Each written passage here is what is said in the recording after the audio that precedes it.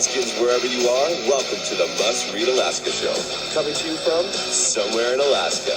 This is the place where we talk about, you guessed it, Alaska. Where we keep the mainstream media on their toes and where we are standing up for what's right in a world run by leftists. You can find out more by heading over to mustreadalaska.com and also checking out the Must Read Alaska YouTube channel for some really great content. But first, let's get this party started. Welcome, everybody, to the Must Read Alaska Show. I'm your host, John Quick, coming to you live from somewhere in Alaska. And I want to thank everybody for listening, watching, reading Must Read Alaska. If you want to help keep the lights on here at Must Read Alaska, all you got to do is go to mustreadalaska.com. On the right-hand side, there's a little donate button. Every $5, $10 helps keep the lights on here at Must Read Alaska. We took a little bit of a break from the show the last couple of weeks. I was down in the lower 48, helping my dad move, and I'm back now, back in the saddle, and we got a double header today. We have Senator James Kaufman up first, and then we have Mayor Edna from the Mat-Su Borough and up next. So without further ado, welcome to the Must Read Alaska Show, Senator Kaufman. Hi, John. Thank you. Great to be here. Yeah, I'm excited that you came back on because I think we chatted earlier in the summer, and we just didn't have enough time to cover everything, and we were kind of sitting at the end of the show wishing we'd had a couple more, I don't know, half an hour or so to finish a couple topics. So first, how's your summer been? We're almost to the end of it. How's the summer panning out for you? My standard line for this summer is partly cloudy. Between the weather, lots of work and things to do. This hasn't been the most fun summer I've had, but I'm getting things done, and so I guess sometimes a rainy day is a good day to get some work done. Yeah, it's pretty much been pouring down rain here on the Kenai Peninsula for the last several weeks. So, I'm sure a wildfire is like that. So at least there's one good thing that's come out of it. Yeah. So, my lawn does. So you let's chat about this infrastructure money. I think Senator Murkowski, Dan Sullivan have worked very hard to get the state of Alaska a pretty big chunk of change for infrastructure. Some call it improvements. Talk to us a little bit about where some of this money is being spent. How big a deal is it for Alaska? What have you and your colleagues been doing to make sure that this money gets spent in a wise manner?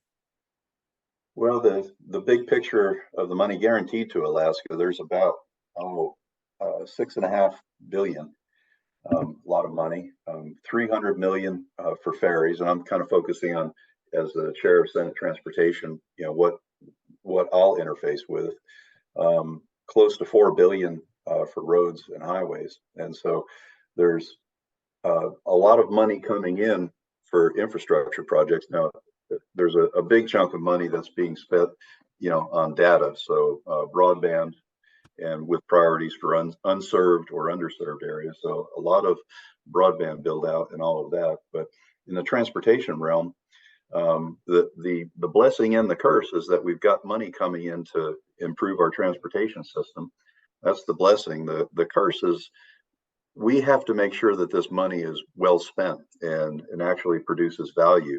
And that's where the improvement and kind of integrity management universe that I like to operate in, that's where that comes into play. So the Port of Alaska, I've had the Mayor Bronson on several times to talk about the Port of Alaska as one of the topics. The legislation made a big $300 million chunk out to Alaska, I think last year or the year before. It may have been less, may have been more than that. But how important is it for us to shore up that port? Because from what I've heard, one more big earthquake and we're screwed. And that's kind of where we get everything from pencils to food to computers. Everything comes through that port. So is this going to fix it? Is this, one of 10 steps that's going to take 20 more years? What's your take on it? Well, speed costs money. So So the rate of improvement will always be driven by the availability of dollars. But yeah, in the legislature, when I was in the House, I was part of those that helped secure that initial 200 million in capital. And then this year, a group of us, the Anchorage Coalition, it's the legislators from Anchorage, we kind of got together and said, well, maintaining that funding, there was about 75 million that was going to be clawed back, or was at risk of being clawed back. And so we kind of grouped together and said, the port is critical. And so, we're not for that. So we'll stand against that. And whether that was what did it or not, that capital money was not clawed back. So the port essentially got that 200 million for FY23 and fiscal year 24. So that they have that, and that's part of the ongoing funding now. There's an untold story. The needs statement or the problem statement for the port, that it's falling apart, it's at high risk, it's our total supply chain security for so much, almost everything that gets shipped to most of Alaska as an incoming point and a distribution point. That story was out there a lot. And what I started having to get people to focus on more was the solution statement. So yes, it's falling down, but what's the solution? Well, it's not going to be another boondoggle project that doesn't get us where we need to be. So from the legislature, one of the things that I was doing was really focusing on the project planning and the project management to be sure that if we did secure funding, and the 200 million, that's kind of seed money for a program like this.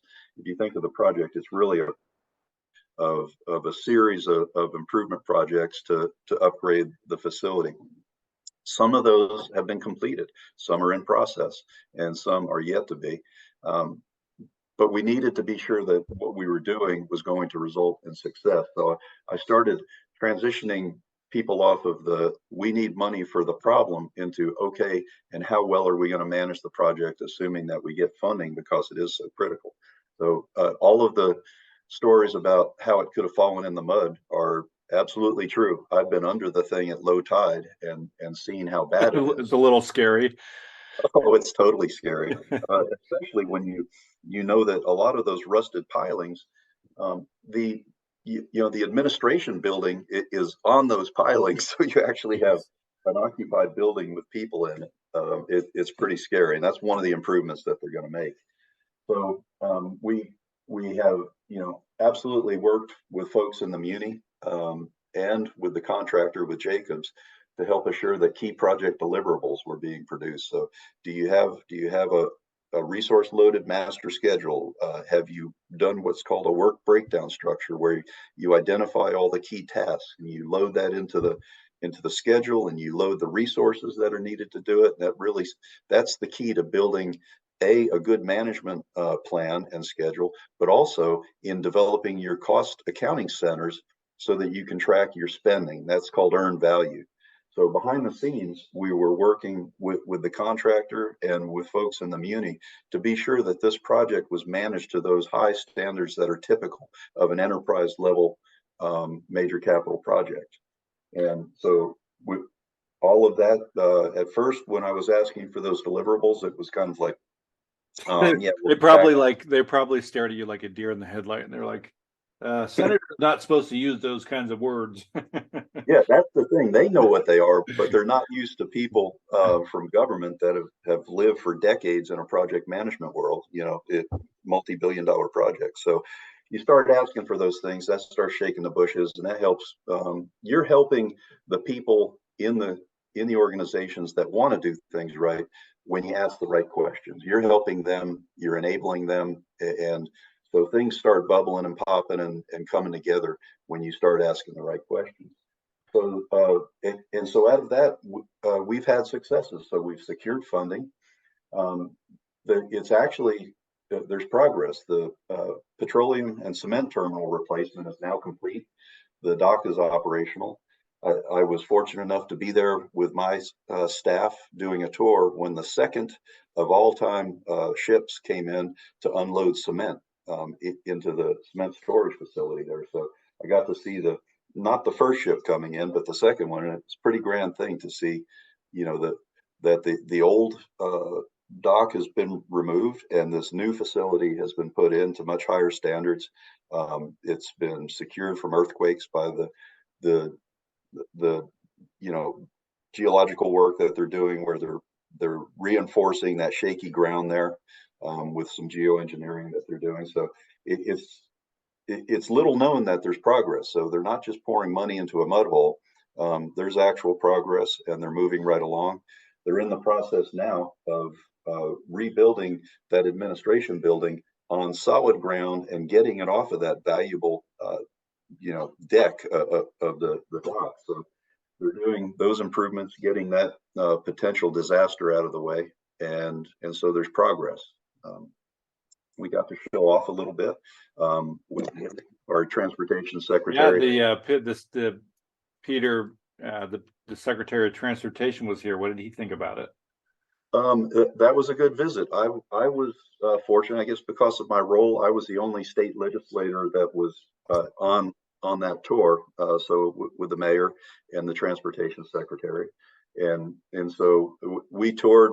It started out with a meeting, in a boardroom type situation. And the mayor rolled a video that I've got that available on my Senator Kaufman Facebook page, a link to that video and some information about the port visit. And that was fascinating. What they did, they got to an extreme low tide and they had a drone fly through there and just show some of the corrosion damage that's under there, that usually, even when you take the low tide tour, you don't get to see that. And so that was very compelling footage. It did an excellent job of as I say, delivering the problem statement. And then we started shifting into the solution statement, which is a well-managed project that requires a layer cake of funding. There's state, there's federal, there's tariffs, there's all the things that will go into the funding plan for the port, and all of that's in the works. So good meeting. And then we went out, we toured different areas of the project, everything from the whale watching operation, which is essential as part of the permitting process, because the seismic activity, the beluga whales, right? They watch for those. Yeah. So, and if they're around, they have to pull back. So one of the things that was being delivered to the secretary is, hey, this is a well-managed project, both productivity wise as well as environmentally, but also, hey, you got to work with us because our construction window is so narrow. So I felt like the secretary, and importantly his entourage, so there's people traveling with him, that work in his office, his second in command and all that. They were getting kind of a master class on reality in Alaska. And I really saw that sinking in. And I at the end of it all, I thought I heard, the right things. It's like the eyes had been opened that, hey, we're not really asking for much. We're just trying to get kind of on par with, modestly with some national standards, but we have a real challenge doing it. And it's extraordinarily expensive and difficult to do that up here. Then we went and looked at the rest of the dock facilities, so what's old, what's new, and then wrapped it up at the press availability. And at that press availability, the secretary said everything I would want to hear. It all sounded good. Again, in politics and in life, it's always a challenge to turn words into real action. But I did walk away feeling like he and his acting assistant secretary really, that their eyes were opened with respect to what we're trying to do here and what we need to do. So was there a big ask at the end, or was this part of like kind of the follow-up for the money that was already promised for the infrastructure stuff? Well, the ask was just what it needed to be. It's getting our permitting processes streamlined to be reflective of our real challenges with our construction season. Work with us to be able to open up our construction window and keep it open to get done what we need to get done. So permitting streamlining, and then also, of course, the funding plan and how that funding can occur. When I mentioned the layer cake, you've got, you have plain old federal infrastructure money, but then because of the military tie-in, there may be an opportunity for for funding for the port because of its military strategic importance. And so if you have somebody that's working proactively with you in Washington to help knit those pieces together to make a very robust funding plan that doesn't draw entirely on local money or entirely on federal money, but it's a well-developed source of funding that comes from multiple sources, that's well designed, and it's dependable. And that way, if you have dependable funding, you can start to anticipate managing your project better because you have visibility. You know you're going to be able to keep proceeding and marching along with this program of projects that will end up with a rebuilt port. So another chunk of the infrastructure money, is my understanding, is a big chunk went to the Alaska Marine Highway. Talk to us about that and what you think you're hopeful for with a big chunk of change like that. Well, I have to go back a little bit. When I went into the legislature, the driving theme was that I would try and build continuous improvement and strategic management processes into the government every opportunity that I had. I would do it at high level with high level legislation to really change and improve our operating system. But I would also work on it and inserting it along the way anywhere I could get it. And so we've been doing that with some success. In the prior legislature, in the 32nd, I was in the House, and there was a bill coming through. It was HB 63. It was Speaker Stute's bill, and that bill's goal was to create an oversight board to try and drive the marine highway system into a higher level of performance. Well, I saw a lot of gaps in that bill, and I ended up pushing in 12 amendments into it, and it transformed it. It turned the board into a competency-driven board, not so much of a politically driven board. It created the requirement for long-term and short-term strategic operating plans, and it enabled the board to be able to write corrective actions against those plans. So if the plan's in place and the plan's not happening, then the board can do a corrective action report, which alerts the legislature and the Department of Transportation, Marine Highway System. It alerts everybody that, hey, you're off plan.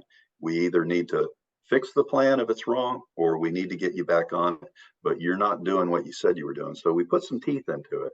And what I refer to as enterprise management standards. It's more like what you would do in business, but tailored for a government owned entity.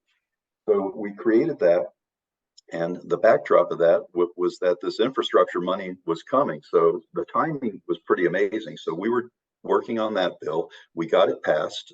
I helped get it through the House, and then I helped get it through the Senate because I knew that the amendments we did, it was the best shot we were going to have at getting improving our operating processes through a board, an operations board. Then you roll forward into the future. I get elected to the Senate, and I end up somehow the chair of transportation. And so now that's right, using a nautical thing, that's in my wheelhouse there. So we started working on implementing the requirements of that bill. So we worked with the Alaska Marine Highway Operations Board, that was the board that we created, and the Department of Transportation. We took the statute in my office and we turned it into a matrix of requirements. And then we created columns of who's supposed to do it, who's supposed to be informed, who's supposed to be consulted, and who at the highest level is accountable for it happening. So responsible, accountable, consulted, and informed. It's referred to as a RACI chart. So we made this operational matrix of all, if you can picture law that is turned into bulleted requirements with a pinpoint on exactly who's supposed to do what and who they're supposed to involve.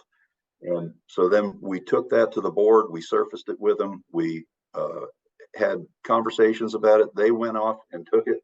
And then they came back and they said, this is great. And they adopted it as part of their SOP. So we built in an operational framework for improvement. With that is the requirement for long-term and short-term plans. The reason why I focus on long-term plans is everybody has heard the term kick the can down the road. And that, to me, that's status quo management. You show up every day, you do what you've been doing. You don't have an eye on improvement, and you're just doing the same thing over and over because that's the way we've done it. And what you actually want is transformational management that has key goals and objectives that are on a higher mountaintop, so to speak. So if you want to get to that mountaintop, and at the end of, let's say, I don't know, pick a time frame for the marine highway system. You want to get to that mountaintop. What are you doing every day along with your daily operations to keep dialing up your potential to get to that higher peak? You know, if you want to live on a mountain and run with the wolves, you got to have a plan to get there. So we've been focusing on the long-term strategic operating plan, on the key goals and objectives that can help transform our current system into one that operates at a much higher level. And then with that, the infrastructure money comes. So it's amazing the linkage of these things. So we create the board. I'm in the House where I can do that, working with the then Speaker Stutes. And then the money's coming. I'm in the Transportation Committee as the chair, and I can really have meaningful engagement with the Department of Transportation, the Marine Highway System, and the new board that we created.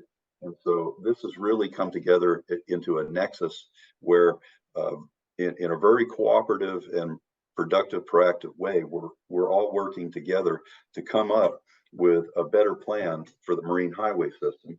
And it's not just looking back at, you know, the glorious history of the blue canoe. It's no, what are you doing to transform into the transportation system that we need for Southeast and other, you know, areas that are served by the ferry system. So I feel good about it. Thank God we've done that, because if we had the I don't know what was it that we had come in, the infrastructure funds, 300 million for the ferry. 300 million. Yeah, if we had money coming in and all we had was the same status quo mentality, you know, that's just a recipe for a very expensive can kicking session. So the timing was great. The engagement from all involved was great. It's been one of those things you hear the storming, norming, and forming, the stages of people coming together around a project. So I'm very hopeful. You know, the marine highway system will always be a challenging, difficult, expensive operation. But we have it will be a component of the transportation system, you know, for these marine served areas. We have to have something. It can't all be roads. I think we need some more roads. I think if you look at the master plan for transportation going into the future, it has to encompass all of the changes. So air travel has increased since the marine highway system was conceived. You know, so you have to account for all of those things, and the Department of Transportation and their master planning, which is getting, I believe I'm seeing big improvements there. I think we're starting to look at more holistic planning, and they're trying to become a bit more nimble so you can get so planned that you become locked, you know, set in stone. And then when reality changes or you find out your assumptions were wrong, then you're unable to adapt. And one of the things that I see going in the Department of Transportation is at least the intent, and they're working on the way of becoming a more nimble, more responsive organization that can kind of roll with the punches and start to deliver the projects that we need, that are integrated, they're holistic. So a transportation system is, you know, air, sea, land. And so how does all that work together in a master transportation plan? How is it managed along the way as localized projects that are part of a master plan? So this 300 million, is that pretty much, is it already earmarked, or are you guys still figuring out the best ways to spend that / save it? Well, I'd say it's the planning, is going on around that. So there's a vessel. The marine highway system right now is not operating yet according to the long-term plan. They're still in triage around kind of their vessel repair and replacement challenges that they have. And so that's okay. Yeah. So that's immediately the short-term kind of operational needs are still prevailing. They have to deal with the boats that need maintenance, upgrades, and some replacements. And so that's the focus. And that's not cheap. That's not you don't go down to your corner store and get your ferry fixed. It's probably expensive, and it takes a long time, and it gets the ferries out of service from making money as well. Yeah, and some of the big issues. So if you have a boat that's operational, the staffing, and so what you kind of had was a catastrophic system failure, the perfect storm, so to speak. And so there's things to improve with the recruitment, training, and retention of people. So you have to have the people, you have to have the hardware, and not just boats, but there are port improvements too that are part of the big picture that needs to be done. So I think you're a great example of somebody who hasn't been a career politician their whole life. You worked on the slope for your career as a project manager. There's going to be folks that listen to this. Maybe they've had a career with Hillcorp or whatever, and their skill set and knowledge could be helpful to the state, and they don't know how to get involved. Where do they get involved? How do they get involved? What's your advice to somebody looking to get involved in this crazy political world in Alaska for the first time? Where should somebody start? How do they make a difference? Well, I would say, I'm Anchorage based, so my perspective is Anchorage. I'd say right off the bat, find your local community council and start to show up at it, because all politics are local, and that's a great place to start to get plugged in, and you'll meet people that care about it. That's many of the people that are in politics and are doing things. They got their start by showing up to one too many community council meetings. I know that's my story after I retired, and next thing I knew, I was getting recruited to run in 2020. So community council. And then I would say another big thing that you can do is keep an eye on all the boards and commissions. We have, and there's a lot of great work that's happening. Like I'm talking about the AMHOB, the Alaska Marine Highway Operations Board. There's a lot of boards out there that are just pivotal in helping to steer policy, and we really need talent. We need people that have seen things and know stuff and know how to do things to help populate those boards. And that doesn't have to become an all-consuming second full-time job, but that's definitely something that you can do to really contribute to Alaska. Is everything kind of soup to nuts. Look for your local opportunities and your community councils or other community organizations. Like on the hillside, we have HALO, the Hillside Area Landowners Organization that addresses a lot of issues locally here on the Anchorage hillside, all the way to boards and commissions. And then if it really lights your fire, consider running. And if anybody wants to talk about that, I'm happy to share my story with individuals that are thinking about becoming more engaged, either in helping campaigns or in being the campaigner themselves and actually running. I've got some experience in all that, so I'm happy to lend advice to anyone who's interested. Nice. So some of these projects take a long time, right? You'll go through a number of different presidents, maybe a couple different senators.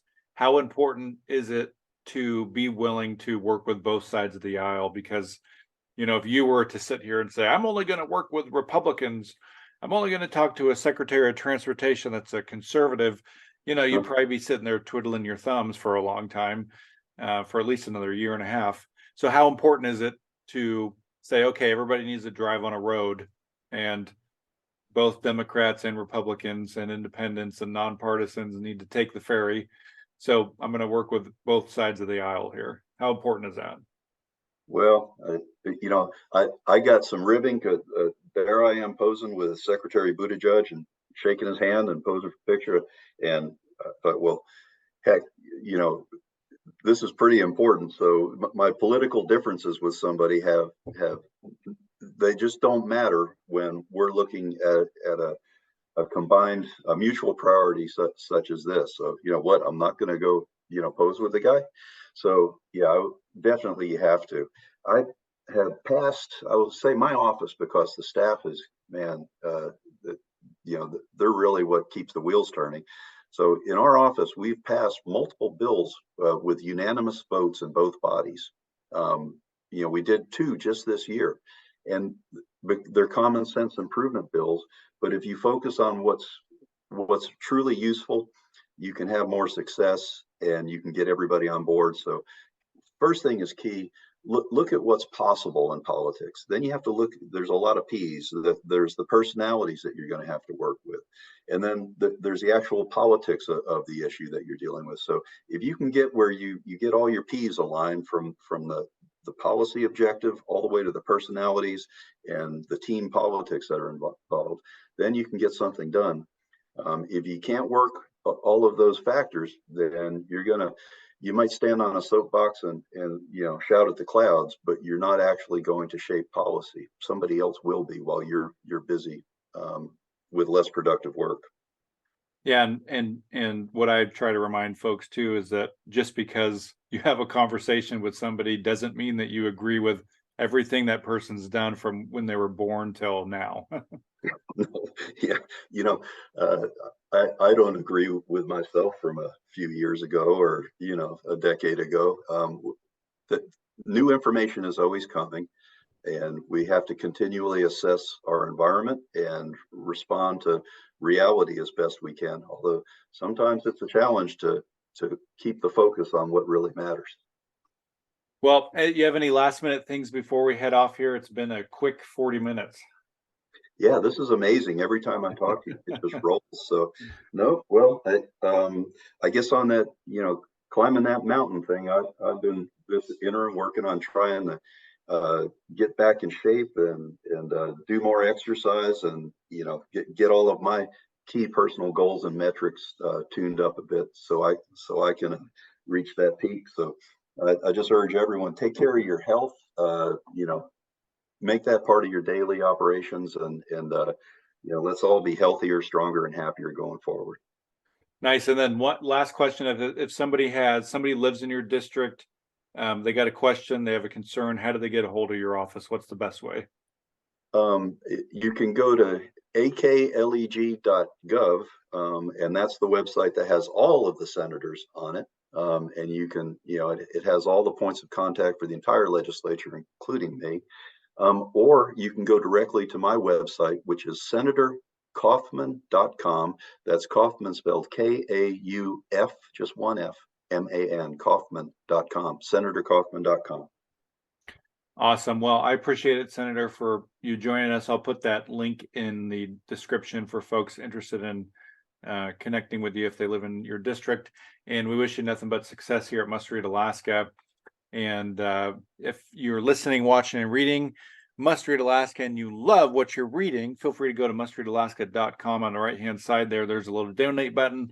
Every $5, $10, $100 helps keep the lights on here at Must Read Alaska. And for folks tuning in, you get a double header. Like I said, Mayor Edna is coming on next of the Mat-Su Borough.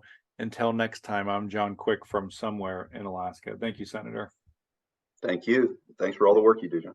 Yep, I'll send you the link and you can do whatever you want with it after, but at least you'll have it. Okay. All right. I appreciate it. Yep. Thanks, Senator.